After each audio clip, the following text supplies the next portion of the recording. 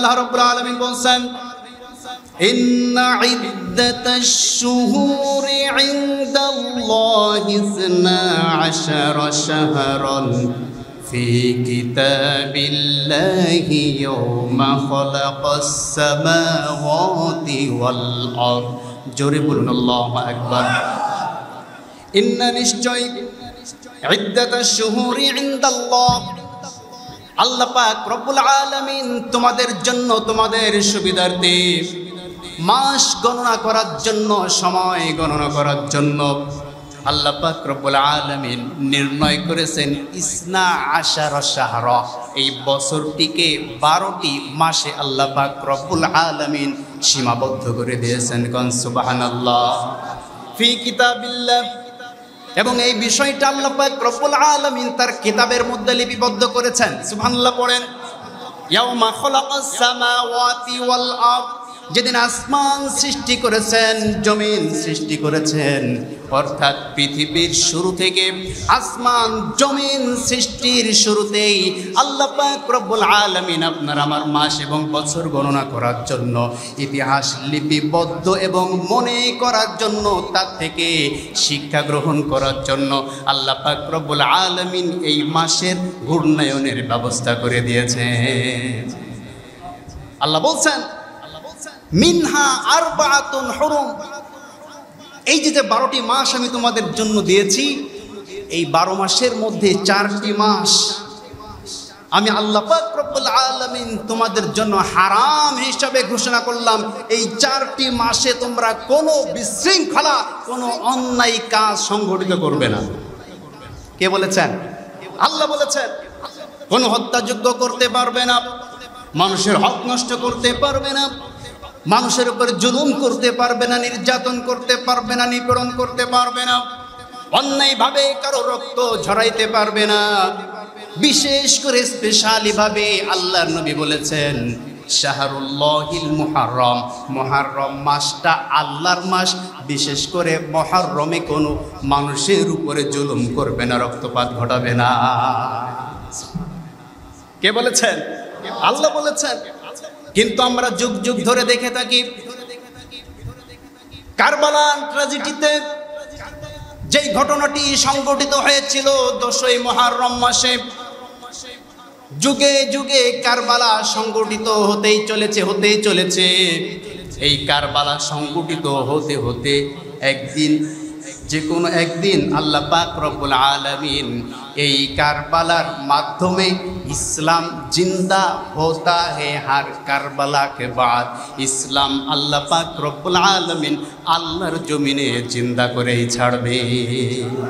প্রত্যেক কারবালার পরে আল্লাহ পাক রব্বুল আলামিন এই পৃথিবীতে ইসলাম প্রতিষ্ঠিত করে থাকেন। কারো কারোর জীবনের বিনিময়ে, কারো কারো রক্তের বিনিময়ে আল্লাহ পাক রব্বুল আলামিন এই জমিনে দ্বীন কায়েম করে থাকেন। বলেন আলহামদুলিল্লাহ। আমার ভাইরা, আকলমানকে ইশারা বাসদ, বুদ্ধিমানের জন্য ইশারায় যথেষ্ট। আমরা কোনো কিছু বিস্তারিত বলতে পারবো না, শুধু বুঝে নিবেন। আল্লাহ পাক রব্বুল আলামিন বলেন তোমরা এই হারাম মাসে, আশুরার সময়, কারবালার মাসে, মুহররম মাসে রক্তপাত ঘটাবে না। তোমরা মুহররম মাসে মানুষের জীবন নিয়ে সিনেমিনি খেলবে না। কিন্তু যারা নাকি যুগ যুগ ধরে ইজিদের বাহিনীর মতো, সীমারের মতো যারা নাকি কারবালার ঘটনা সংঘটিত করে, তাদের মধ্যে আর বর্তমান নব্য এজিদদের মধ্যে কোনো পার্থক্য নাই। তাদের অবস্থান যা হয়েছিল, তাদের পরিণতি যা হয়েছিল, এই জমিনে আল্লাহ পাক রব্বুল আলামিন বর্তমান সময়ের এজিদদের পরিণতিও একই রকম করে ছাড়বে। ঠিক কিনা? আল্লাহ বলছেন শোনো আমার বান্দারা, জালিকাদ দীনুল কাইয়িম, এটা হচ্ছে প্রতিষ্ঠিত দিনের একটি অংশ। সুতরাং ফালা তাজলিমু ফীহিন্না আনফুসাকুম, এই মুহররম মাসে তোমরা একে অপরের উপরে, এমনকি নিজের উপরও কোনো জুলুম করবে না। সুবহানাল্লাহ পড়েন। একে অপরের উপর তো জুলুম করা যাবেই না, এমনকি নিজের উপরও কোনো জুলুম করতে পারবে না। সুতরাং মনে রাখবে মুসলমানেরা, তবে হ্যাঁ, ওয়াকাতিলুল মুশরিকিনা কাফাতান ফালা ইউকাতিলুনাকুম কাফা ওয়া'লামু আন্নাল্লাহা মা'আল মুত্তাকিন। জোরে বলুন আল্লাহু আকবার। ওয়াকাতিলুল মুশরিকিন, কাফের মুশরিক বেঈমান যারা আছে, তারা যারা নাকি এই মুহররম মাসকেও সম্মান না করে, মুহররম মাসে মুসলমানদের বিরুদ্ধে অ্যাকশন নেয়, মুহররম মাসেও মুসলমানদের বিরুদ্ধে যুদ্ধের ঘোষণা করে, তোমরাও তারা যেমনিভাবে সংঘবদ্ধভাবে তোমাদের উপর আক্রমণ করে, কামা ইউকাতিলুনাকুম কাফা, তোমরাও সংঘবদ্ধভাবে ওই বেঈমান কাফের মুশরিকদের বিরুদ্ধে তোমরাও অবস্থান নিবে। সুবহানাল্লাহ। তারা যেমনি ভাবে, যেই পথে, যেই পন্থায়, যেই পদ্ধতিতে মুসলমানদের বিরুদ্ধে অ্যাকশন নেবে কাফের মুশরিক বেঈমান ইয়াজিদের গোষ্ঠী, ফেরাউনের গোষ্ঠী, নমরুদের গোষ্ঠী, আবু জাহেলের গোষ্ঠী, আবু লাহাবের গোষ্ঠী, সেই সময় থেকে শুরু করে আজও পর্যন্ত পৃথিবীর বুকে মুসলমানদের উপরে যারা নির্যাতন করে, নিপীড়ন করে, মুসলমানদের রক্ত যারা ঝরায়, তারা যেমনি ভাবে মুসলমানদের উপরে চড়াও হয়, সংঘবদ্ধভাবে মুসলমানদেরকেও ইয়াজিদের গোষ্ঠীর বিরুদ্ধে লড়াই করতে হবে, সংগ্রাম করতে হবে। এটাই হচ্ছে আশুরার শিক্ষা। রাজি আছো কারা কারা মুসলমান? হাত তুলে আল্লাহকে দেখে দাও। কষ্ট পেয়েছেন? এটা কি বানিয়ে বানিয়ে বলেছি? কার কথা? হুকুমটা কার? সারা বিশ্বে মুসলমানদের উপরে যারা নির্যাতন করছে, তাদের বিরুদ্ধে যারা চক্রান্ত করছে, তারা যেই পদ্ধতিতে চক্রান্ত করছে, যেই পদ্ধতিতে মুসলমানদের বিরুদ্ধে আঘাত করছে, মুসলমানদের নবীকে গালি দিচ্ছে, মুসলমানদের রক্ত ঝরাচ্ছে, মুসলমান দলাদলি বাদ দিয়া, গুতাগুতি বাদ দিয়া ঐক্যবদ্ধ হয়ে কাফের মুশরিকদের বিরুদ্ধে জবাব দিতে হবে। ঠিক কিনা মুসলমান? হুকুমটা কে দিয়েছেন? হুকুমটা কার? নাকি আমাদের হুজুরদের? হ্যাঁ, এই কথা শুনলে অনেকের গায়ে জ্বালা শুরু হয়। কি শুরু হয়? আল্লাহর কথা শুনলে যদি তোমার গায়ে জ্বালা শুরু হয়, আমার কিছু করার নেই। ঠিক কিনা জোরে বলেন? এখানে অনেক ওলামায়ে কেরাম আছে, তারা বলুক যে আমি কোরআনের বাইরে কথা বলেছি। আল্লাহ বলছেন কাতিলুল মুশরিকিনা কাফা কামা ইউকাতিলুনাকুম, তারা যেইভাবে তোমাদের বিরুদ্ধে আচরণ করে ঠিক সেইভাবে তাদের বিরুদ্ধে অবস্থান নিতে হবে। তারা যদি তোমাদের বিরুদ্ধে বই লেখে, তোমরাও তাদের বিরুদ্ধে বই লিখবে। ঠিক কিনা জোরে বলেন? তারা যদি তোমাদের বিরুদ্ধে ভিডিও তৈরি করে, তোমরা ইসলামের পক্ষে ভিডিও তৈরি করবে। সুবহানাল্লাহ পড়েন। তারা যদি তোমাদের বিরুদ্ধে সমাবেশ করে, তোমরা ইসলামের পক্ষে সমাবেশ করবে। তারা যেই পাপের কাজগুলা করবে, সমাজে অন্যায় কাজ, পাপের কাজ দূরে সরাইতে গেলে কাঁটা দিয়ে যেমন কাঁটা তুলতে হয়, ঠিক তেমনি তাদের অন্যায়ের বিরুদ্ধে প্রতিবাদ করার জন্য সমাজে ভালো ভালো কাজ আমাদেরকে প্রতিষ্ঠিত করতে হবে। ঠিক কিনা যারা বলে?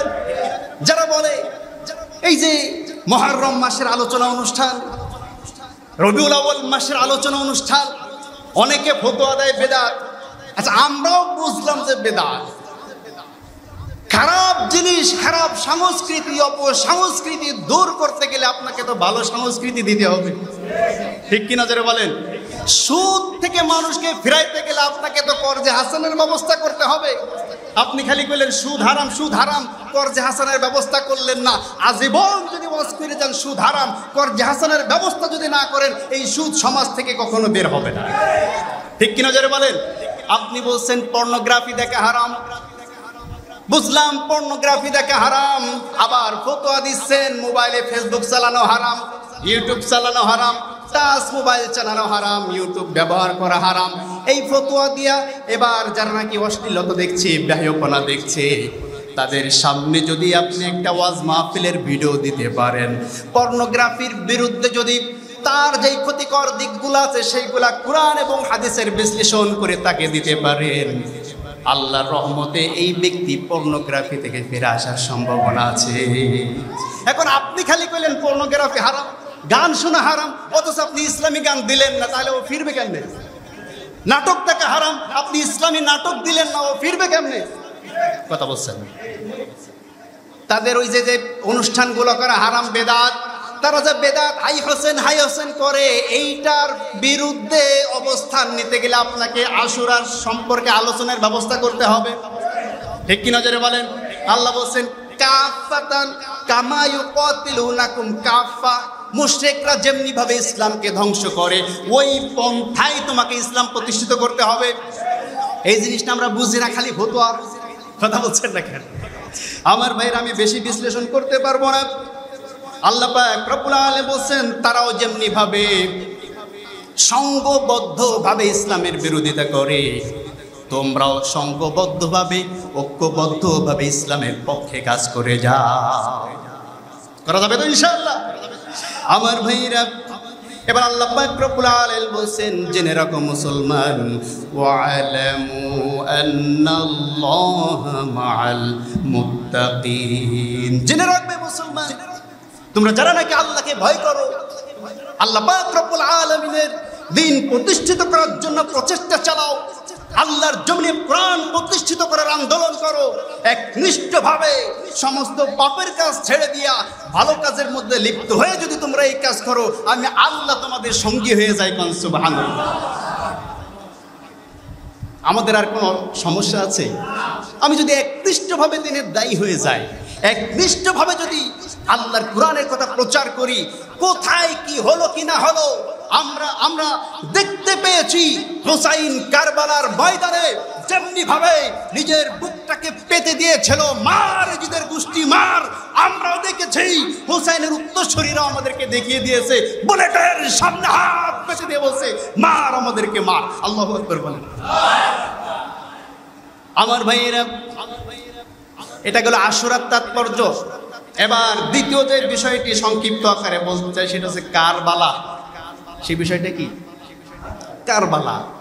কারবালা শব্দের অর্থ কি বলেন তো?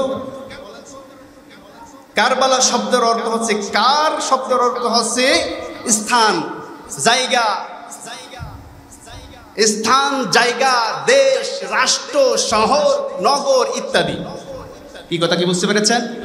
বালা শব্দের অর্থ হচ্ছে দুঃখ, বেদনা, মুসিবত, হামলা, মামলা, জুলুম, নির্যাতন। কথা কি বুঝতে পেরেছেন? তাহলে কারবালা শব্দের অর্থ কি? কারবালা দুইটা শব্দের সমন্বয়, অর্থ হচ্ছে দেশের মধ্যে, সমাজের মধ্যে, গ্রামের মধ্যে, রাষ্ট্রের মধ্যে, শহরের মধ্যে যেইখানে মানুষের উপরে যেভাবে নির্যাতন করা হয় ওইটাকেই কারবালা বলা হয়। এই কথা কি বুঝতে পেরেছেন? যুগে যুগে এই কারবালা সংগঠিত হয়ে এসেছে, আজও এই জমিনের বুকে কারবালা চলছে এবং কিয়ামত পর্যন্ত কারবালা চলবে। ঠিক কি নজরে বলেন? আমার ভাইরা, আল্লাহ পাক রব্বুল আলামিন বলছেন কারবালার ময়দানে কি হয়েছিল আপনারা জানেন? দুইটা মুসলিম জাতির মধ্যে ঝগড়া শুরু হয়েছিল, ঠিক কিনা? মুআবিয়া রাদিয়াল্লাহু তাআলা আনহু দলেও মুসলমান ছিল, সাহাবায়ে কেরাম ছিল। আলী রাদিয়াল্লাহু তাআলা আনহু দলের মধ্যে সাহাবায়ে কেরাম ছিল। কথা বলছেন না কেন? আরেকটা সূক্ষ্ম একটা বিষয় মনে রাখবেন, বর্তমান সময়ের কিছু মানুষ মুআবিয়া রাদিয়াল্লাহু তাআলা আনহুকে গালিগালাজ করে কি করে না? আল্লাহর কসম করে বলছি, মুআবিয়া রাদিয়াল্লাহু তাআলা আনহুকে গালি দিবেন না। এটা ইহুদিদের খুব একটা কৌশল। কারণ কি জানেন? ইহুদিরা খুব চক্রান্তকারী, ইহুদিদের কৌশল বোঝা খুব কঠিন। মুআবিয়া রাদিয়াল্লাহু তাআলা আনহু ছিলেন কাতিবে ওহী। কাতিবে ওহী মানে বুঝেন? কাতিবে ওহী, যিনি আল্লাহর তরফ থেকে যে কোরআন নাজিল হতো, এই কোরআনের লেখক ছিলেন মুআবিয়া রাদিয়াল্লাহু তাআলা আনহু। আল্লাহু আকবার বলেন। এখনই কিছু বেয়াদব যারা নাকি কোরআন পছন্দ করে না, কোরআন থেকে মানুষদেরকে দূরে সরিয়ে নিতে বিভিন্ন কৌশল করছে, এই ইহুদিরা সুকৌশলে মুআবিয়া রাদিয়াল্লাহু তাআলা আনহুকে মানুষের সামনে খারাপ বানানোর চিন্তা করছে। কথা বলছেন না কেন? যাতে করে মুআবিয়ার প্রতি যখন মানুষের একটা ঘৃণা চলে আসবে, যেমন কিছুক্ষণ আগে আমার হুজুর বলেছে যে ইয়েজিদও মুসলমান। কথা বলছে না? কিন্তু ইয়েজিদকে কি মানুষ ভালোবাসে না, ঘৃণা করে? কথা বলেন। ইয়েজিদের তরফ থেকে যদি কোনো হাদিস বর্ণনা করা হয়, হাদিসকেও বর্ণনা করে বর্ণিত হয়, এই হাদিসকে আমরা গ্রহণ করব কেন? কারণ সে আল্লাহ রাসূলের কলিজার টুকরা হুসাইনকে এই জমিনে শহীদ করেছে, ঠিক কিনা? সে শহীদ না করুক, তার ক্ষমতা, তার শাসনামলে তার সেনাপতি শহীদ করেছে, সে কোনো কথা বলে নাই, কোনো অ্যাকশনও নেয় নাই, এই কারণে সে দোষী, ঠিক কিনা যারা বলেন? এই কারণে এই যদি কোনো হাদিস বর্ণনা করে আমরা মানতে পারি না, ঠিক তেমনি ভাবে সুকৌশলে মানুষ এখন কোরআনকে আঁকড়ে ধরে আল্লাহকে মহব্বত করে আল্লাহ রাসূলের পথে চলে আসছে। এই কোরআনকে যদি সমাজে কলুষিত করা যায়, কোরআন সম্বন্ধে যদি মানুষের সন্দেহ ঢোকানো যায়, মানুষ আস্তে আস্তে কোরআন থেকে দূরে সরে যাবে। এই কারণে মুআবিয়ার বিরুদ্ধে এরা মিথ্যা অপবাদ দেয়। মুআবিয়া রাদিয়াল্লাহু তাআলা আনহুকে খারাপ বানাইতে পারলে মানুষের টেন্ডেন্সি, মানুষের চিন্তাধারা এমন হবে যে এই মুআবিয়াই তো কোরআন লিখেছে। কথা বলছেন না কেন? ভালো করে বুঝবেন, ইহুদিদের চাল এইগুলা। মানুষ তখন চিন্তা করবে, খাইছে তো এই মুআবিয়া তো কোরআন লিখেছে, তাহলে মুআবিয়া তো একটা খারাপ মানুষ, সে কোরআন লিখেছে, নিশ্চয়ই কোরআনের মধ্যে ঝামেলা আছে বলে নাউজুবিল্লাহ। এজন্য খুব ভালো করে বুঝবেন, মুআবিয়া রাদিয়াল্লাহু তাআলা আনহুর শাসনামল পর্যন্ত ইসলাম অনেক সুসংগঠিত ছিল, ইসলামের মধ্যে তেমন কোনো সমস্যা ছিল না, এবং মুআবিয়ার চরিত্রের মধ্যে সামান্য পরিমাণ কোনো কালিমা লেপন করা ছিল না। এই কথা কি বুঝতে পেরেছেন? সমস্যা করেছে তার ছেলে ইয়াজিদ, ছেলের কারণে কি বাপ দোষী হবে নাকি? কথা বলছেন না কেন আমার ভাইরা? তো যে কথা বলছিলাম, কারবালা, এই শব্দটি, এই ঘটনাটি সংঘটিত হয়েছিল দুইটা মুসলিম দলের মধ্যে। একটা ছিল ইয়াজিদি মুসলিম দল, আর একটা ছিল হুসাইনি মুসলিম দল, ঠিক কি নজরে বলেন? আল্লাহ পাক রব্বুল আলামিন আমাদেরকে ঘোষণা দিচ্ছেন, শোনো, তোমাদের সময় যদি এই ধরনের যুদ্ধ সংগঠিত শুরু হয়ে যায়, যদি দেখো মুসলমানদের দুইটা গ্রুপের মধ্যে আবারও কারবালা সৃষ্টি হয়েছে। কি সৃষ্টি হয়েছে জোরে বলেন? মুসলমানদের দুইটা গ্রুপে কারবালা সৃষ্টি হয়েছে কি হয় নাই? কথা বলছেন না কেন? নাম নেওয়ার দরকার নেই, আপনারা বুঝে নিয়েন। মুসলমানদের দুইটা গ্রুপে যখন কারবালা সৃষ্টি হবে, তোমাদের করণীয় আল্লাহ বলছেন, ওয়া ইন তাইফাতানি মিনাল মুমিনিনা ইকতাতালু ফাসলিহু বাইনাহুমা ফাইন বাগাত ইহদাহুমা আলাল উখরা فقاتلوا التي تبغي حتى تفيء إلى أمر الله জোরে বলুন আল্লাহু আকবার। দুইটা দলের মধ্যে যখন তোমরা দেখতে দুইটা দল মারামারি করছে, যুদ্ধ করছে, ফাসলিহু বাইনাহুমা, তোমরা এই দুইটা দলের সাথে বসে তাদেরকে সমন্বয় করে তাদেরকে সংশোধন করার চেষ্টা করো। কে বলছেন? আল্লাহ বলছেন, আগেই তাদের বিরুদ্ধে বিভিন্ন কথাবার্তা বলা বলি করো না। আগে বুদ্ধিমান যারা, বিচক্ষণ যারা, দায়িত্বশীল যারা, আগে এই দুই গ্রুপ নিয়ে বসো। ফর্মুলা কে দিয়েছেন? আল্লাহ দিয়েছেন। আগে দুই গ্রুপ নিয়ে বসতে হবে। আপনি এক গ্রুপকে একদম কাফের বানাই দিলেন, আর এক গ্রুপকে ফাসিক বানিয়ে নিজে আল্লাহ ওলি সাজলেন, এইটা আল্লাহ বলেন নাই। আল্লাহ বলেছেন, যেই দুই গ্রুপে সংঘর্ষ শুরু হয়েছে, দুই গ্রুপ নিয়ে বসো। সুবহানাল্লাহ বললেন না? ফাসলিহু বাইনাহুমা, তাদের মধ্যে সমঝোতার সৃষ্টি করো।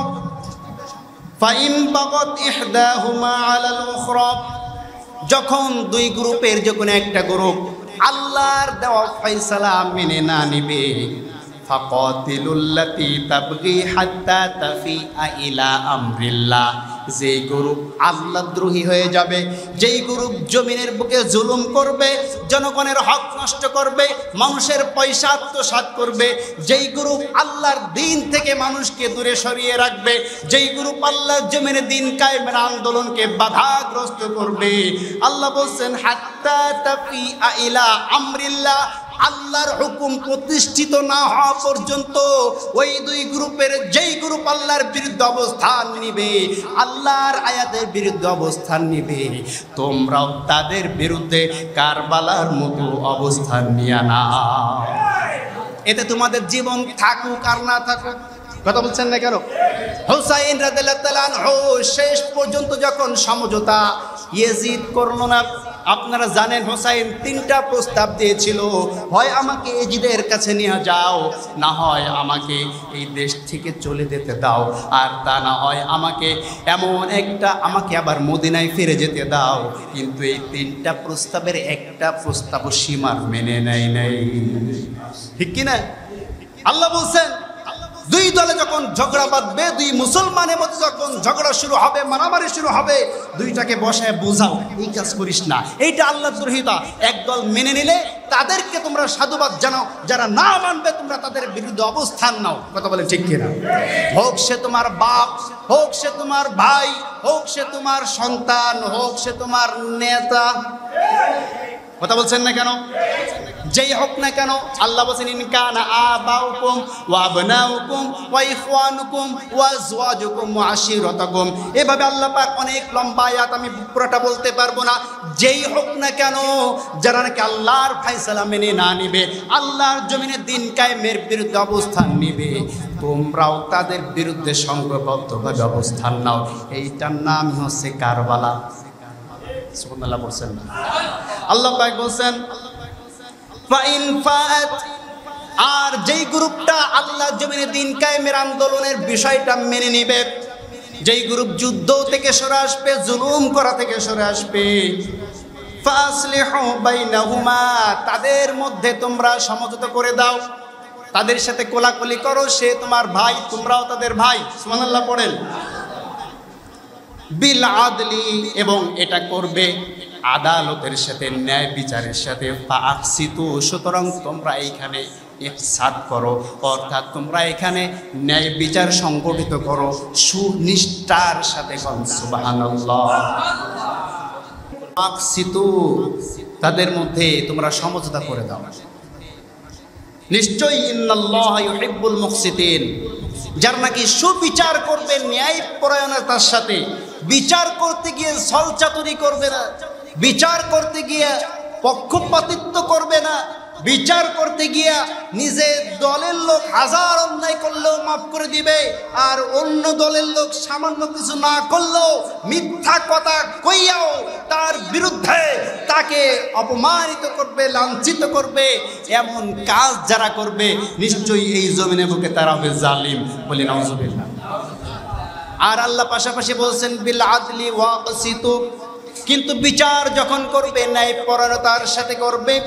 ওয়াকসিতু, আর তোমরা যদি ন্যায় পরায়ণতার সাথে বিচার সাব্যস্ত করতে পারো, ইন্নাল্লাহা ইউহিব্বুল মুকসিতিন। জোরে বলুন আল্লাহু আকবার।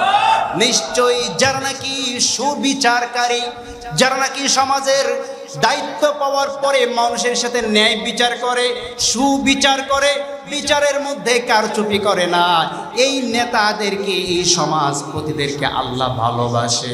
পাশাপাশি যারা নাকি বিচারের মধ্যে কারচুপি করে, বিচারের মধ্যে অন্যায় করে, আল্লাহ পাক রব্বুল আলামিন তাদেরকে ঘৃণা করে। বলে নাউজুবিল্লাহ। এজন্য কারবালা থেকে আমাদেরকে দুইটা শিক্ষা নিতে হবে। একটা শিক্ষা হচ্ছে জীবন থাকুক আর যাক, আল্লাহর পথ থেকে দূরে সরা যাবে না, ঠিক কিনা জেনে বলেন। 2 নম্বর শিক্ষা হচ্ছে কাফের মুশরিক বেঈমানরা যেই পথে, যেই পদ্ধতিতে ইসলামের বিরোধিতা করে, মুসলমানদেরকে সেই পথে, সেই পদ্ধতিতেই ইসলামের পক্ষে আন্দোলন করতে হবে। রাজি আছেন সবাই?